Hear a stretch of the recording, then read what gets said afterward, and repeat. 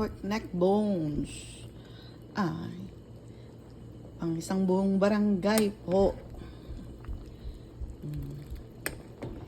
Ang aking mga ka-sister, business partner, lipat na, halika na, kumain tayo ng hapunan. Magbiyahe na kayo. Ayan. Lagyan na natin ng dito lang sa ibabaw. Ayan. Mamaya ko na ilalagay ang repolyo at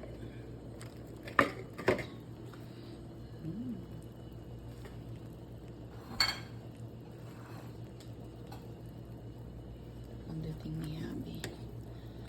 Ayan.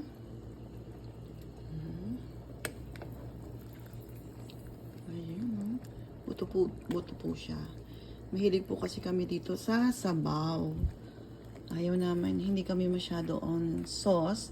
Pero sabaw yan. Lalo na si Habi, gusto niya at pagod. Gusto nung palagi may mainit na sabaw pag uuwi. 5 minutes, papatayin ko na siya. Ayoko po ng gulay na sagi. Gusto ko yung medyo crunchy.